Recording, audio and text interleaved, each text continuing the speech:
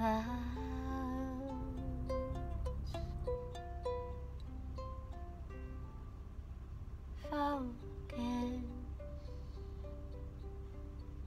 your time.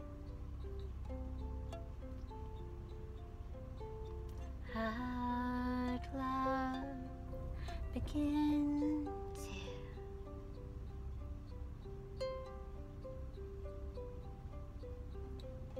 Concentrate your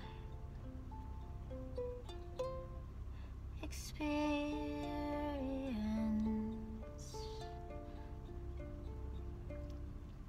here.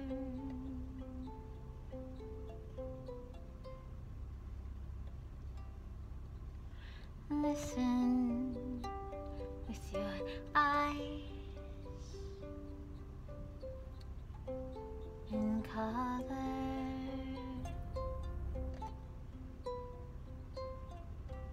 Consider all the ways you don't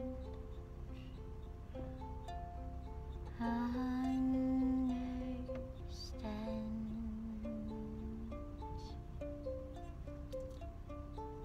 Much of anything at all.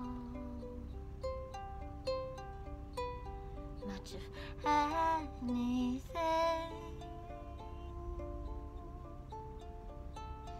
Anything at all.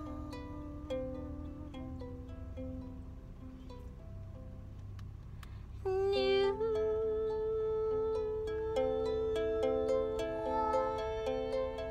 aren't as small as you think. And you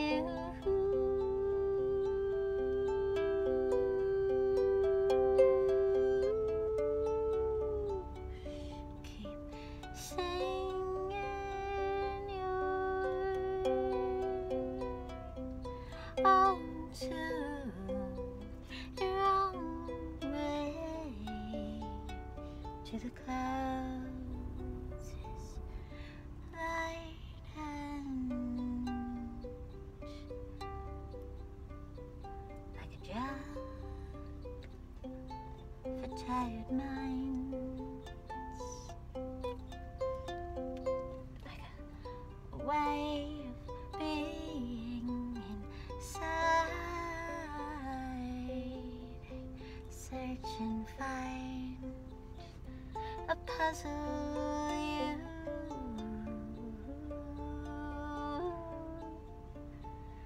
didn't know you needed.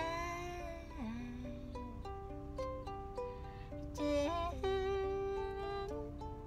know you needed anything here. You needed anything here. You needed anything here. It's time you admit the lie. It's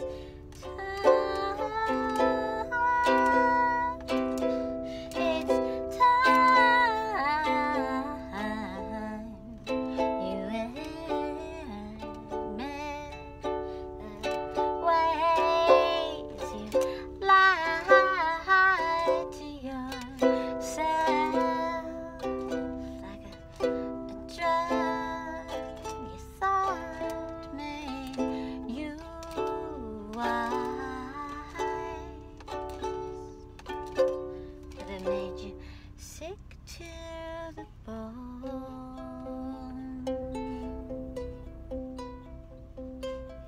made you scared and alone,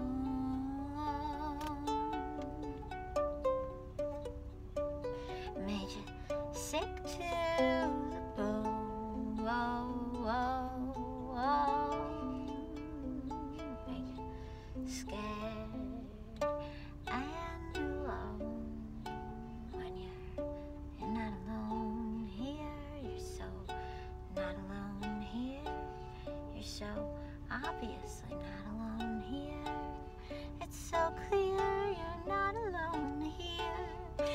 so clear you're not alone here. It's so obvious and clear that you're not alone here.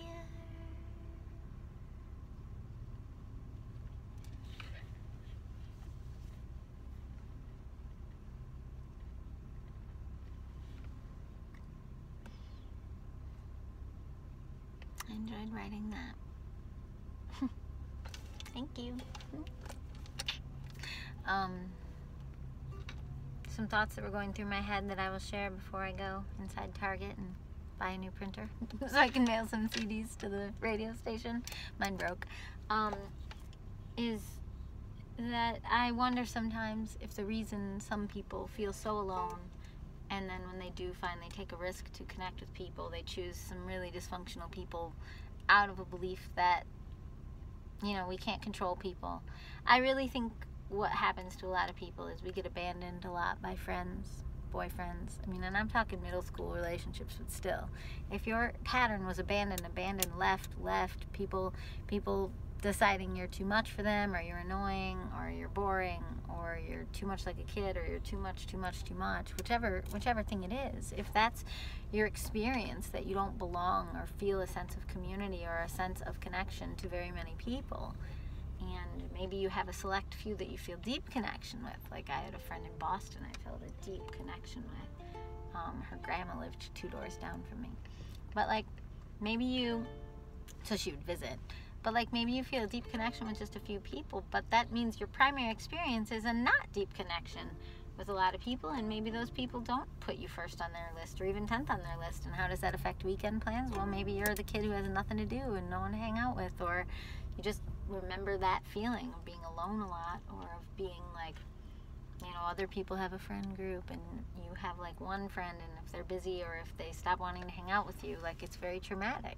And so I just wonder sometimes if that sort of tumultuousness in friendships, in rotating friendships, in evolving friendships, in friendships that don't last, in people changing their mind about hanging out with you, if you're one of those like big personalities, or just weird people, or quiet people, or maybe unattractive people, I don't know why, but kids are shallow, like who knows, whatever it may be, or short like me, or you know, you stand out too much in some other way like I did with my school-wide concerts that teachers always wanted me to put on. And it's like, for whatever reason, if you don't feel a connect that you witness other people around you having through sort of very regular friend groups, or through being the popular kid, like it's really, it does take a toll on self-esteem. And I do wonder if that's a little bit of why there's so many people in the world who settle. You know, that's what it is. If you choose somebody who's abusive, that's a form of settling. It means that you believe that at least that person is getting something out of being with you to the point where they will stay no matter what. And that's a horrifying sentence. But I do believe that that's a little bit where an attraction to abusive or dysfunctional relationship patterns, friendships, or romantic would come from. It's just sort of, well, I know this person isn't gonna change their mind about me, you know. But that's not a good long-term healthy thing to choose. So as much as you can, I recommend you take risks to build bridges with people that you respect and admire. And this goes for friendships too. I remember I used to kind of accidentally gravitate towards the most sort of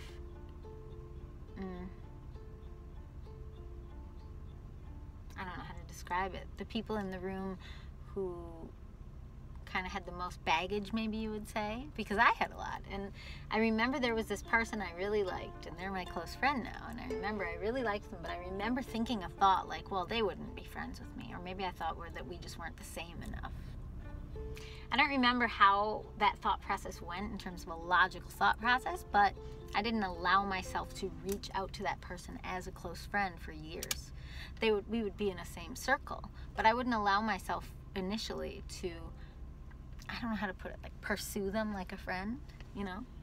It's like I don't know if it's an unworthiness thing, or if it's maybe it's an assumption that I have too much baggage for a person that I deem stable and responsible and kind and consistent and shows up for people and considerate. Did I say that one twice? Probably. Well, she's doubly considerate, so that makes sense. So, you know, it's weird. It's like you just have to learn to value yourself somehow. And you have to not like read extra into past things that happened, and you have to not let that be how you do or don't value yourself. You have to not look at whatever baggage you've accumulated from terrible things happening to you and just look at, do I value myself as a person? Do I think that I'm nice? Yes. Do I think that I'm giving? Yes. Do I think that I'm fun to talk to if a person likes words? Yes. Do I think that I'm good at making plans and following through with them? Do I think that I have interesting things to share? Maybe my biggest weakness is listening. Like, I get excited and I like overlap talk sometimes, because some of my closest friends, that's how we would talk. We would just kind of bounce ideas and kind of keep sort of interrupting each other.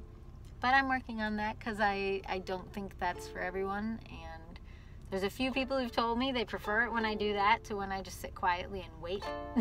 Because then by the time they want a response, I don't have anything inspired to say, and then they actually say they prefer that. If I interject with a question or with a one-liner, like a little snippet, like, oh, I know what you mean. They prefer me being like that. But for the most part, it's an annoying trait. I understand. So.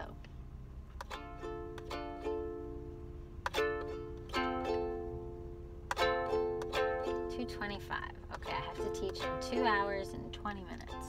I have to buy a printer and a couple other things. So I should probably go.